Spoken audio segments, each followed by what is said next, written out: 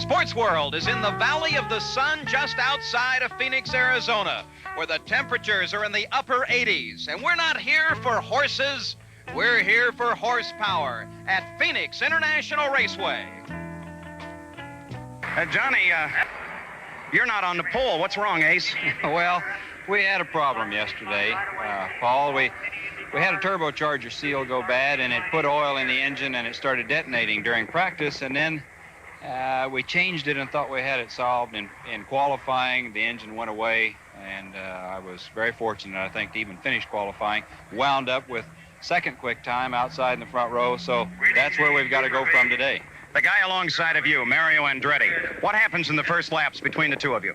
Well, that depends on Mario, and of course I'm here to win this race, and you don't win the race in the first few laps. You've got to be around at the end. So if Mario puts a charge on and wants to lead the thing and go out front, then I probably will let him. But if I get a break on the start, get the jump, get the chance, I'm going to take the lead, I hope, and keep it the rest of the day. Let's see if you can't win it. Paul, it looks like they're working on the back of the car, and what this will mean, Tom will have to start at the rear of the field.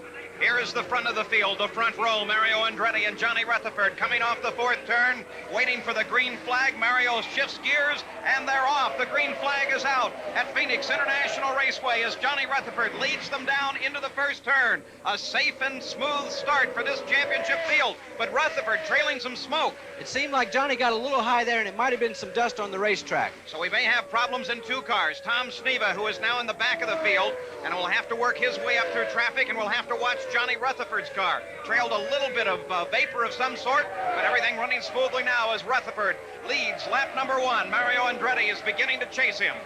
I'll tell you what, Paul, whatever the crew has done on Johnny Rutherford's car, they must have done it right. He is almost a straightaway head of Mario Johnny at Rutherford this time. out in front of this field. Looks like Rutherford's car jumped a little bit. Well, Paul, there's a small bump coming off of four there that does have a tendency to upset the chassis on the race car.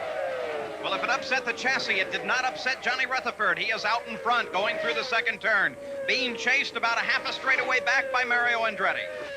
This is not unusual for Johnny Rutherford. We've chased him all year long.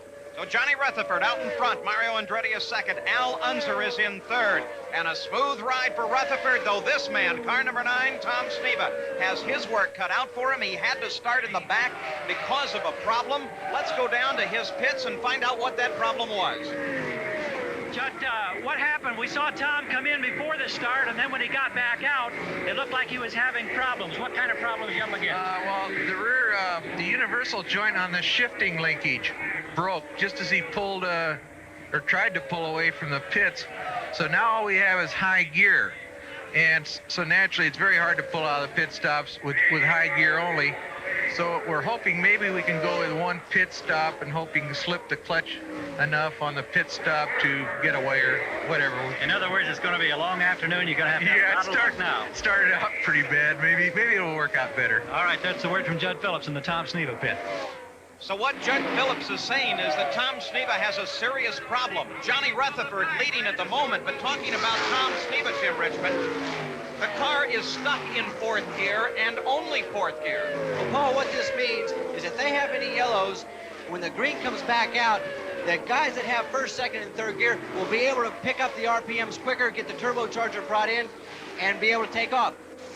Tom Sneva only having fourth gear will take a lot longer to build up RPMs to get the horsepower out of the engine. Trouble in the first turn, a car up against the fence.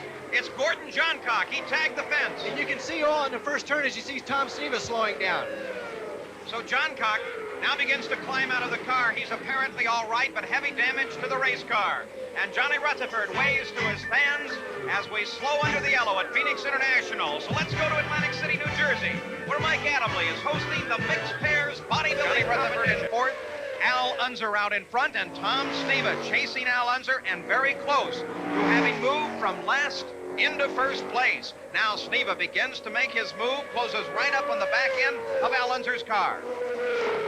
And Paul, they're closing on slower traffic, and I don't like the looks of this. It's getting awful crowded on this front straightaway. Al Unser goes low, Sneva high, side by side across the line. Sneva darts to the outside. Can he hold on to it? Oh, trouble! Al Unser up into the side of another car, and then Billy Englehart drives into the back.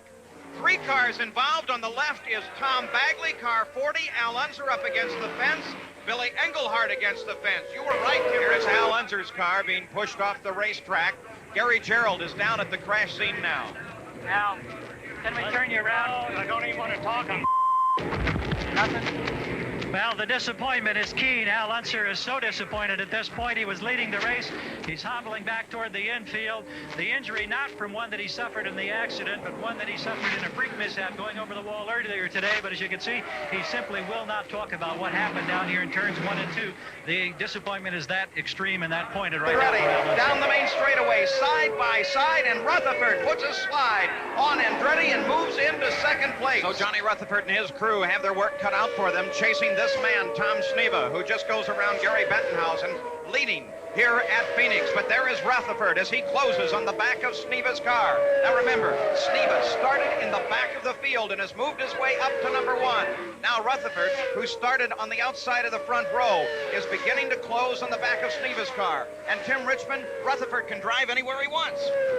Well, Paul, as you've seen coming off of 4 for Johnny Rutherford, the car was down low right on the line where most cars like to run up a little bit higher. You don't like to pinch the car off. So the car is still working as well or better as at the beginning of the race. So I think we should be able to see Johnny Rutherford try to attempt to overtake Tom Sneva here in just a lap or 2. They have slower traffic in front of them. Tom Sneva heading through the first turn. Rutherford closing. He's going to try him low. They're in the dogleg now. And Rutherford forces his way past Sneva as Sneva is slowed by Peter Halsmer. Now Sneva begins the chase again. Rutherford is out in front and leading this race once again. Rutherford begins to move around Dennis Firestone. Rutherford is in trouble. He's sliding. He's against the fence. The car flips upside down. This could be serious. The car has come to a rest on the track. Crews are now running toward the car. Rutherford, no movement underneath the car. The car flipped completely over. The rest of the field now stringing their way past. Now some of the pit crews have come out to try and help. There's a small alcohol fire. You can't see the flames. Have to get that car right side up to give Rutherford help. Still no movement under the car. There is another driver, Larry Cannon. He's going to try to get everyone to try and turn the car over. Steve Roby, Rutherford's crew chief, has just run onto the scene. Jim Ellis, another Rutherford team member, is there. The car is now right side up. The car completely flipping over and slamming down on its top. No sign of movement. Now Steve Edwards, the safety director, is on the scene. He is signaling to the rest of his crew that he needs extrication equipment. The race physician, Steve Alvey, has just arrived. So within seconds, the emergency crews are there, and they're doing their job, but Rutherford could be seriously injured. Fire chemicals making a cloud, making it impossible to see. This accident of this type has not happened in championship racing for some time. It is very rare to see a championship car upside down. They're working with Rutherford. The doctor is working over him.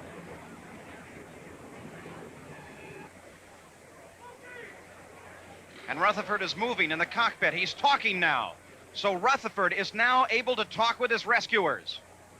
He is still trapped in that race car, but he's talking. There's Betty Rutherford, his wife. She is a nurse. She's obviously relieved. Gordon Johncock is there. This is a moment when the racing fraternity binds very closely together. And now their job will be to get Rutherford out of that battered and broken car, but he is conscious, and he is talking with his rescuers at this moment. I am amazed and relieved that this is not more serious. There's Rutherford's race car, and the roll bar snapped off. They were trying to pick the car up by the roll bar, and it snapped off. They're now loading the ambulance helicopter, and I'll have to say I have spent a lot of joyous time with Johnny Rutherford, and I was scared. Without a doubt, Paul. Johnny Rutherford is one of the finest men in the sport. At Indianapolis this year, the first time for myself to go to the Speedway, he was one of the men that helped me the most of anybody at the Speedway. We'll have a report on John's condition as soon as we get definitive word. The official report on Johnny Rutherford. He has a slight concussion. He has burns to his forehead, a cut over his right eye, and a lacerated finger. He is a very, very lucky man. While the red flag was out, Tom Sneva's crew was able to effect some repairs to his damaged shift lever. Sports World, we'll be back. We're back at the Phoenix 150 where the yellow flag is out once again. The four-cylinder engine of Bill Vukovich has given up on the racetrack. The yellow out because they'll have to tow Vukovich in. And now, under the yellow, the leader, Tom Sneva, comes in for a pit stop. We expect most of the cars to come in and make stops under this yellow. Sneva's crew goes to work on the machine. No tires being changed. They refuel. And Paul, here's Rick Mears now, the #1 car, defending national champion in. Of course, he's trying to make it 2 in a row after winning at Mexico City 2 weeks ago. We've got a problem possibly on the right. Yes, trouble, Paul, for Mears. The tire bounces off of the right rear of the car, and Mears skids to a stop in the pits. Now, that shouldn't cause too much damage to the car, but it certainly is going to cause a lot of damage to his time in the race. Tom Sneva back on the race course as #1. The Penske crew down to try and retrieve Mears' car, and Mario Andretti comes in. Well, with Rick Mears departing the racetrack and with a problem for Mears, here's Mario Andretti right now in car number 12. Mario battling with Tom Sneva for the lead. As you can see, they're going to go for right side rubber on this stop. We're getting down to just past the 100 lap mark, less than 50 to go. The stop appears to be routine, and Mario is away. So as Mario Andretti heads back to the racetrack, Tom Sneva is in first place. And Jerry Carl, because he did not make a pit stop under this yellow, suddenly finds himself in second place driving that stock block Chevrolet. Mario Andretti is in third. Sheldon Kinzer is in fourth. But right now in the Phoenix 150, it is Tom Sneva leading in his red and yellow #9. But the real story is developing back in second place because Jerry Carl in the red and white #38 in a machine powered by a standard American Chevrolet stock block engine is doing battle with the former world driving champion Mario Andretti in a highly sophisticated Cosworth power machine. Started this race all the way in the back and has moved up to first place. He's running smoothly on the race course right now. Paul, it's interesting to note that Jerry Carl's engine, the stock block Chevrolet, in terms of cost, is about $18,000. The engine in Mario's car is around $43,000. So there is a big difference. Tim Gary Gerald is in Carl's pit right now. The happiest guy at Phoenix International Raceway right now is crew chief Lou Parks with Jerry Carl. Do you have enough fuel in the stock block that you can go the rest of the way? We think we can. We're going to gamble. We blew an engine last night. We worked all night long. Got the engine in. I haven't slept in 2 days. We're going to gamble. We might lose, but we're going to try it. Have you ever been more excited at a Jerry? Never in my life. All right, there's the story of the Jerry Carl pit. Paul, back up to you. Well, there's some guys really enjoying their afternoon. This fella's enjoying it, too. He's leading right now. Tom Sneva, when he started the race, probably wouldn't have guessed he would be here now. He started in last place with a problem in his shift linkage, but now he's up in front. And, of course, the Carl story is so fascinating because he is one of the little guys in racing. He is trying to make it with equipment that really doesn't match up against that of Mario Andretti or Rick Mears. His engine is half the cost of the Cosworth engine, and yet he's out there competing with a former world driving champion. Gary Gerald has now moved down to Tom Sneva's pit. Here's Judd Phillips again in the Sneva pit. Judd, you're keeping awful close tabs on fuel. Can you go the rest of the distance at this point? Oh, yeah, the thing worries us more. Mario Andretti worries us more than fuel right now. No, fuel should go all the way. All right, thank you, Judd Phillips. He's keeping a close eye not only on his man Tom Sneva, but also number 12 Mario Andretti. Well, Mario Andretti is worried Jerry Carl because Carl is in second place, and he has been able to keep Andretti back. Here they are, side by side on the main straightaway once again. The torque of Carl's engine working, and Carl slams the door on Andretti. Paul, it'd be interesting to note, with Mario pushing Jerry Carl as hard as he is, if that stock block Chevrolet can hold up under this pressure. So Jerry Carl in second place, Mario Andretti in third. Gary Gerald is now in Andretti's pits with Roger Penske.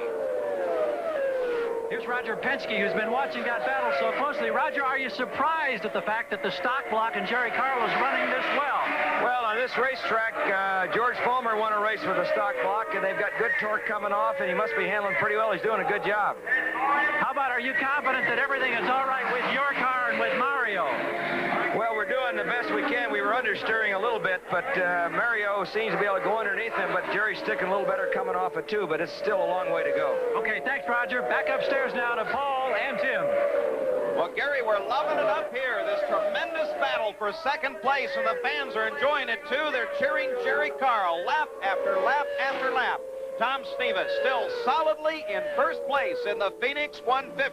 Back in the Phoenix 150, that tremendous battle for second place has just ended in an oily cloud of disappointment for Jerry Carl as his engine has let go. Now Tom Sneva is still in first place, Mario Andretti is in second, and Gary Gerald is working his way over to Carl's pit.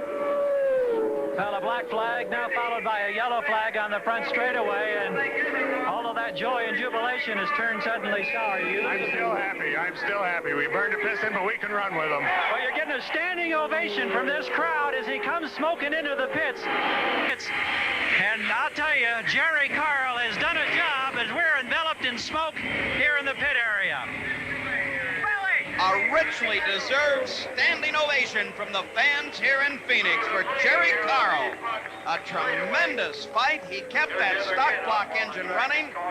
Gotta be a happy guy. Oh, he really does. It is a big disappointment to have to go out and race with mechanical failure, but then in another sense, he held up a former world champion in Mario Andretti with a Chevrolet stock block. So I'm sure Carl is very happy. And boy, Tim Richmond, the crowd loves it here. Jerry Carl acknowledges their cheers, pulls off his gloves. Gary Gerald is right there, along with our crew that has worked in the pits all afternoon and done a magnificent job. Jerry's got to take just a second to try to get unzipped and get the helmet off here, but you know that underneath that helmet, once he pops clear, even though there's going to be tremendous disappointment, there's got to be tremendous satisfaction. I still think we're going to see a big smile as we wait for the Pennsylvania driver to come around. Jerry Carl, I don't know if you can hear it, but those people across the way were standing and applauding one of the greatest battles we've seen in IndyCar racing in a long while. Oh, I was having a heck of a lot of fun, I'll tell you that, until the motor gave up on me. They talk about the stock block and the wave of the future. Do you think you proved a point here today, even though you're not in this race to the finish? Well, I hope so. We've been running fairly strong all year, and considering, you know, most of the fellas like Mario, and he was here Sunday and Monday testing, and we came here and ran 15 laps and qualified. So if we could just get a program going together where we could have the same advantages as those fellas, you know, where we could come in and test and do a little dyno work, I'm sure we could win some races. I think I could have won today if it didn't give up on me. I know you won yourself an awful lot of fans today. Here's Jerry Carl down in the pit. Let's go upstairs. Well, not a finish, but still a victory for the small operation and the stock block engine. Tom Sneva leads. We're in the closing miles now. The Phoenix 150 is out in front. Gary Bettenhausen in number 46 is actually in third position, a lap down, and Rick Mears in car number 1 is in fourth place, also 1 lap down. The white flag, one more lap, 1 more mile to go for Tom Sneva. And there is Judd Phillips, who has watched his driver, Tom Sneva, start this race in the back of the pack and work his way all the way to the front. With 1 more mile to go, he's coming down for the checkered flag. So Tom Sneva with clear sailing ahead through the third turn, heading for the fourth turn, and then only a short piece of straightaway. His wife Sharon watching. The checkered flag is out. Tom Sneva has won the Phoenix 150. A happy celebration now as Sharon and the rest of the crew begins now to celebrate. Mario Andretti in second place, but his engine let go. You can tell this one's been a long time coming. Here's Tom Sneva. Tom, I think it was 1977. The last time this happened, I know you got to feel good. Oh, we really do. You know, it's been a while, and, you know, I just don't know what to say. It was just a... And here's Sharon in here for a victory kiss.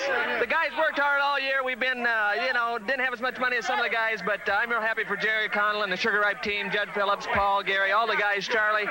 I mean, we started the race with only 1 gear and got some luck and missed all the wrecks, and... That was the question. When you started out at the very back, you made the bonsai drive. During the red flag, were you able to correct the situation, we understand? We were. We definitely were, and it definitely helped us out. But I only had first gear. The shifting linkage broke and fell on the ground, and we were able to weld it up at the red flag, and it definitely made a difference. I got a feeling that this party's going to last for a while. Well, I don't know. We're happy for it.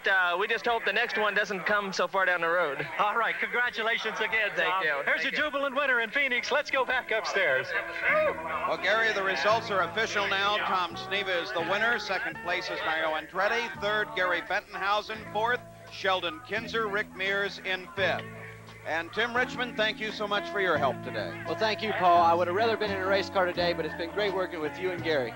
Our thanks, too, to Gary Gerald, and our congratulations to Tom Sneva, winner of the Phoenix 150. Accident, and I'm surprised at really how good you look. Are you okay? Well, yes, I still have some numbness on the left side of my head and shoulder that is really weird because I've had trouble getting used to the fact that it feels like my shirt is unbuttoned and my collar is hanging off my shoulder. But other than that, things have just, I've been getting my strength back and I feel a lot better. John, we've watched it probably more times than you want to in replay. Do you have any idea what happened? Paul, I don't. The accident itself, I don't even recall passing Tom Sneva for the lead. So You don't remember going for the lead? No, you know, and that's pretty tough, too, when I don't remember going for the lead. The situation goes, you know, I can remember, but I don't recall the actual pass or anything leading up to the time of the accident or even shortly after. I remember vaguely one portion in the helicopter when we were waiting to take off to go to the hospital. Remember the helicopter noises and stuff, but I don't remember. Now that you've seen the tape, what do you think happened? Well, it appears that I was passing around the outside of Dennis Firestone, and his right front evidently clipped my left rear, which set me sideways or set the chain reaction in motion.